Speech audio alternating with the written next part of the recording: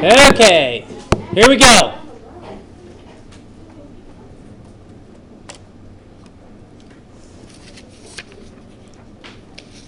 Inequalities in triangles. An exterior angle of a triangle. We need to talk about what that means. If you extend one side of a triangle, it doesn't matter what side, the angle that's formed on the outside is called an exterior angle. Obviously, I can form exterior angles on each one of these angles. They can be formed by extending a side out. An exterior angle is greater than either of the remote interior. If you think about the word remote, probably the most common remote that people think of is what? TV remote. Do we use it when we're right next to the TV or when we're away from it? Well, I mean, if we were right next to it, we'd reach up there and push a button, wouldn't we? So we use it when we're away from it. Remote means to be away from. So the remote interior angles are the angles that are away from this one. 3 and 4 have a special name as well. What are angle 3 and angle 4? They're what? They're a linear pair. Angle 1 and angle 2 would be remote interior.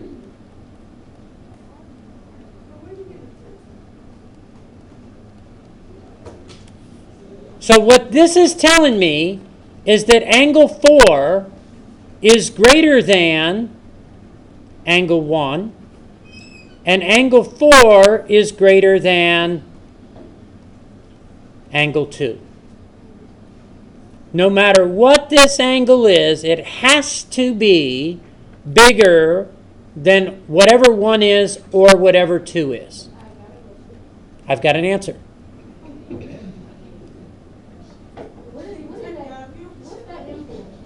The measure of angle 4. Jayla, I'm not going to be able to hear you. So if he says that the 4 was a 5, and we put more next to it, like, because you know, we're just getting I just put a number in there so that they were all numbered. Okay. Angle 1, angle 2, angle 3, and angle 4. This number is just referencing the angle. If I told you that this was 100 degrees, what can you tell me about angle 1 and angle 2? They're both less than what? 100. There's no way that this is 101 degrees. It cannot be. It can't even be 100. It could be 99, but there's no way it can be more than what? 100. It has to be less than that. Okay? Everybody good?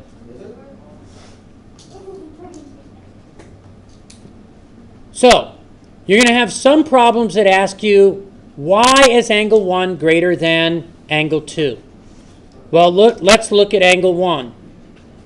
Angle 1 is an exterior angle. Angle 2 is a remote interior. And because angle 1 is an exterior and angle 2 is a remote interior angle, then angle 1 must be greater than angle 2.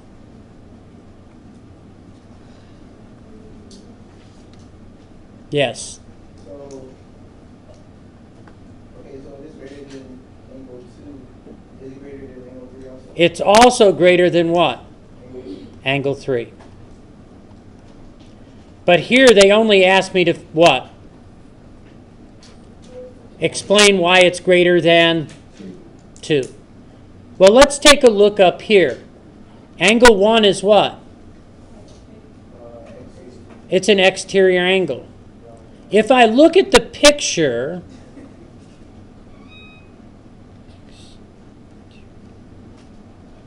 do that. Exterior angle. Angle 1 has to be greater than what angle? Angle 3. That's not what they asked me to compare it to. What do they want me to compare it to? Why do I know that angle 1 has to be greater than angle 2? Ah, very good. The measure of angle 2 equals the measure of angle 3 because they're vertical. So what can I put in place of angle 3? So angle 1 is greater than angle 2, and that really would be by substitution. Angle 1 is greater than angle 3 because it's an interior angle. But angle 2 and 3 are equal to each other. So where this 3 was, I can replace it with a 2. So 1 is greater than 2 by that substitution property.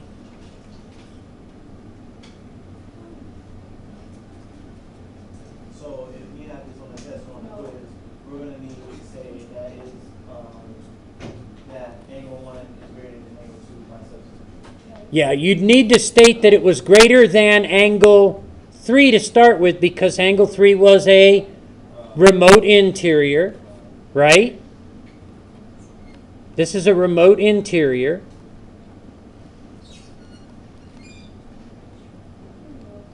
I know that these two are equal. Why? Because they're vertical. So I know that 1 is greater than 2 by substitution.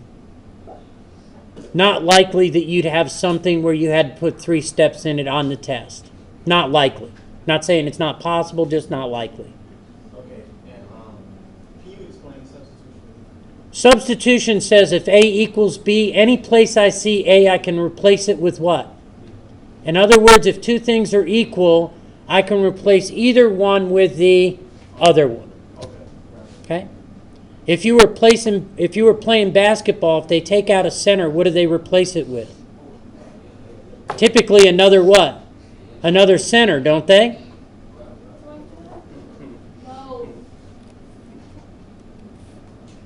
Okay. Angle-side relationships.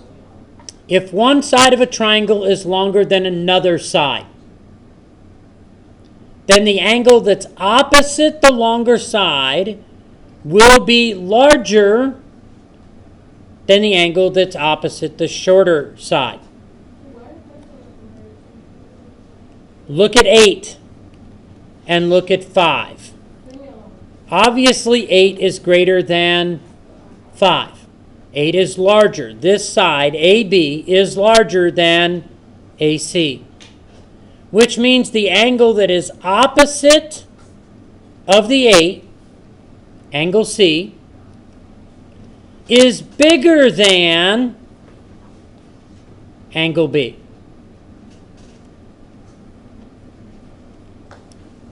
Whatever the measure of angle C is, it's got to be greater than the measure of angle B.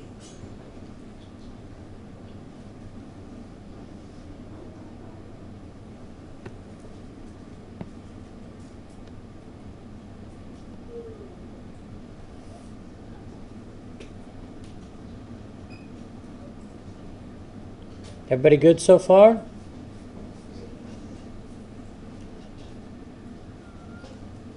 The opposite of this is also true. If you know something about the angles, it'll tell you something about the opposite sides. Obviously, 50 is greater than 35, which means the side that's opposite the 50, AB, is greater than the side that's opposite of the 35, which is AC. In this problem, could you tell me anything about side BC?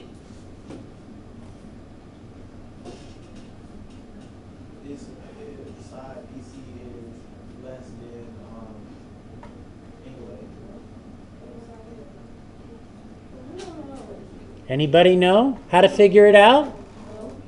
We can figure it out. Very good. We add these two angles together. Because how many degrees are in a triangle? So if I take the two angles away from 180, I'd be left with 95. What's the largest side then in this triangle? What's the largest side? The largest side is going to be BC. BC is greater than AB, which is greater than AC, and this would be listed in order from the greatest to the least.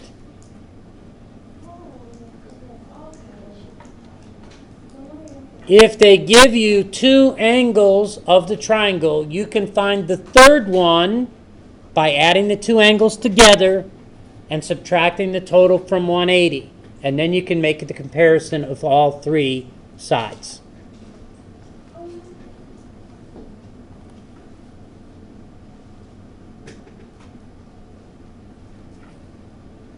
Everybody good so far?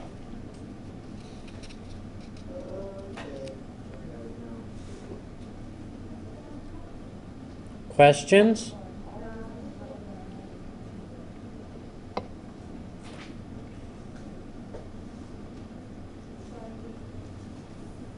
Okay.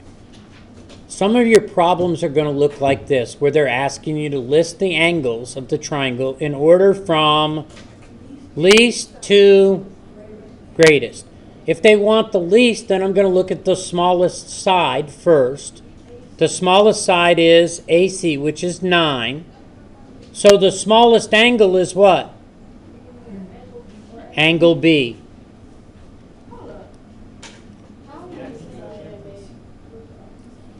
If 9 AC, this side, is the smallest side, the smallest angle has to be the angle that's opposite of it, which is angle what? B. The next smallest side is what? The next smallest side is the 12, right? So the next smallest angle is angle C, which means the largest angle is going to be angle A. These are in order from least to greatest.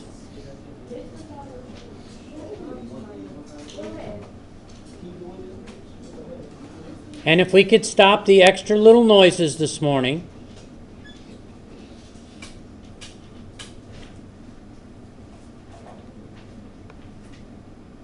Any questions on this example? Comparing the angles by using the sides.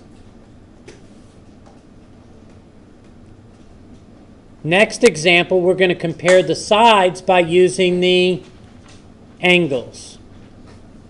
They only gave me 2 of the angles. Before I can compare all 3 sides, what do I have to find? I've got to find the third angle. So I'm going to take the 70 and the 60 and I'm going to put them together. And I'm going to subtract that from 180 I'm going to subtract the 130 and get 50.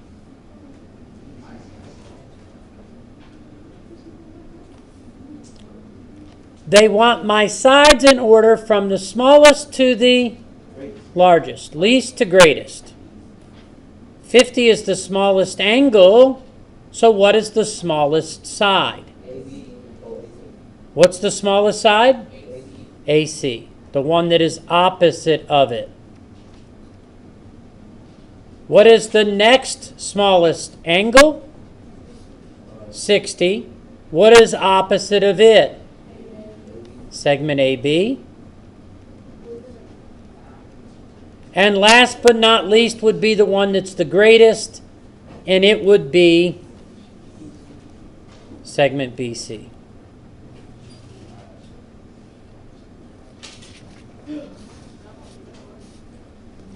Everybody good so far? Absolutely.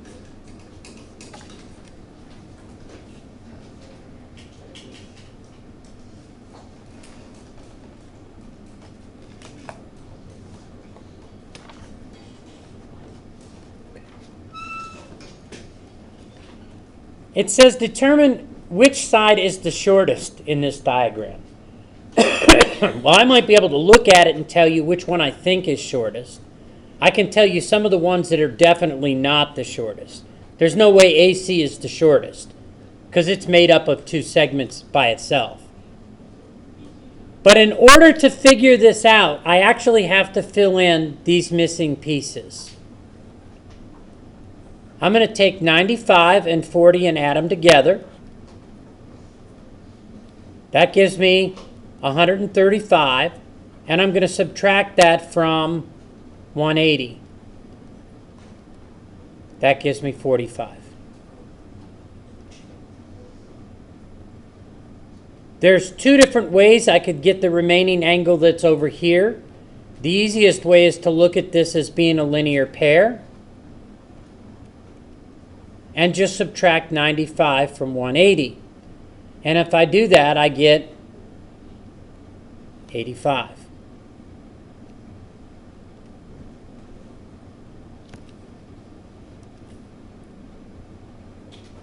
Let's look at this triangle first. Since they're looking for the smallest side, in triangle CBD, which is the smallest side? This would be the smallest side in this triangle. Right?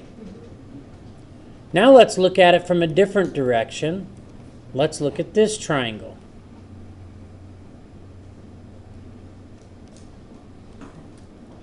Is it the smallest side in this triangle? Absolutely. What is the smallest side? So I know that AD is smaller than what was the smallest one in the other triangle, correct? Yeah. So the smallest side is what? AD is the smallest in the green triangle, and since it was the smallest in the green triangle, and I can compare something that was equal in this one, this was the smallest overall.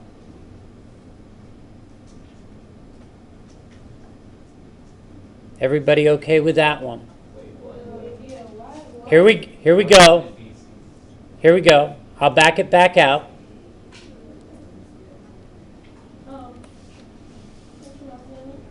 I'll put that line back in there. Okay?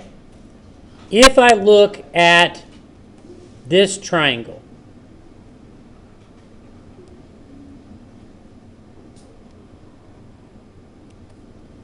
what did we say this angle was? 45. We said this one was 85. Okay? If I look at the green highlighted triangle, and I was listing them in order. This would be the smallest. This would be in the middle. This would be the largest. Are you with me that far in the green triangle? We all okay there? Now I'm going to go to this triangle. In this triangle, this one would have been the largest in the gray triangle. This would have been in the middle, and this one would have been the smallest. This was the smallest in the green triangle, but it wasn't the smallest in the gray triangle. It was only the middle one. So no matter what this is, these two were the same, weren't they? Same segment. So if it was the middle one in the gray triangle, obviously this is going to be the smallest one overall.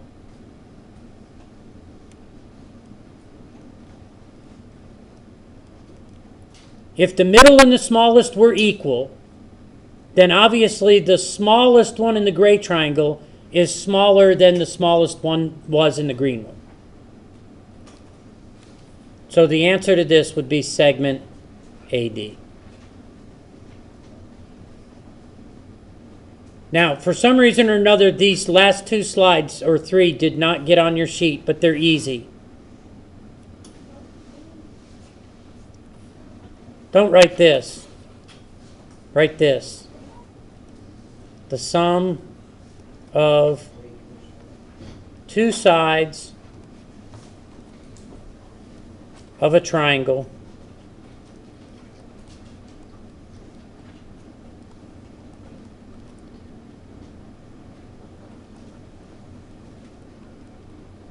greater than the third side.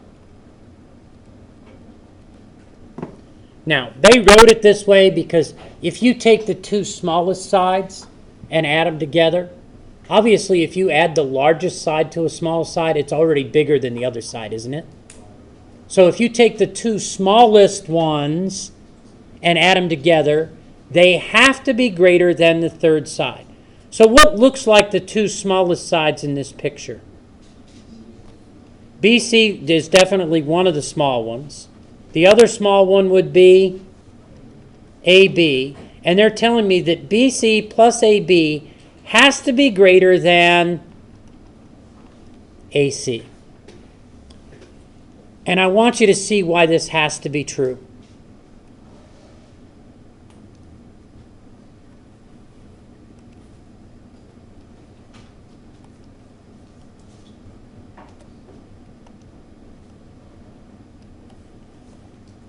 Let's say I said this whole segment was 10. And let's say I said that this was 5 and that this was 4. If I could magically hinge these, would they ever make a triangle? Or would they fold down to hit the line before they hit each other? They'd fold down and hit the line. In fact, there'd be a 1-inch space in between the two, wouldn't they? What if this was 5? They'd fold down and actually meet at the midpoint, wouldn't they? They'd never make a triangle. So in order for this to make a triangle, the two sides have to be greater than the third side. If one was 5 and one was 6, then they would meet before they actually folded all the way down to the 10. Everybody understand why it works? So the concept of what you do with that information is pretty simple. We're going to find if they give us two sides of a triangle or three sides, whether the triangle could exist or not. And if they give us two sides, what value range the third side has to be in. So just write down two of these. Write down 6, 8, 14. Write down 15, 16, 30. And we're going to decide whether we can or cannot make a triangle from this. We are going to take the two smallest sides and we're going to add them together. And we're going to ask ourselves, when I add those together, is it greater than 14? No. In fact, 14 is not greater than 14. So I cannot make a triangle using those measurements. It would, in fact, fold down and make a line. I'm going to take the two smallest sides. I'm going to add them together. Is 15 plus 16 greater than 30? Certainly 31 is greater than 30, so yes, I could make a triangle. So you should be able to determine whether the side measurements that they give you would or would not form a triangle. And there is one more thing that you should be able to do. You should be able to determine the range of the other side. And let me tell you, it's simple.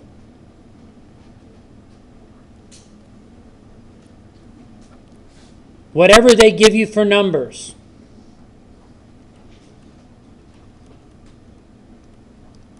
Subtract them. This number has to be bigger. Add them. This number has to be smaller.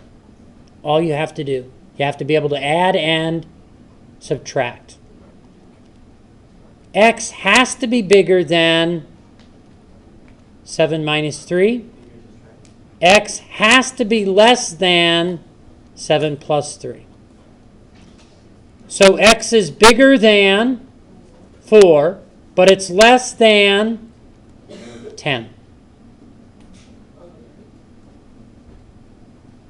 So this is super easy if you can do what? Add and subtract. What does X have to be bigger than? 93 minus 60. What does it have to be less than? 93 plus 60. X has to be greater than 33, less than 153. And it is that simple. Everybody good?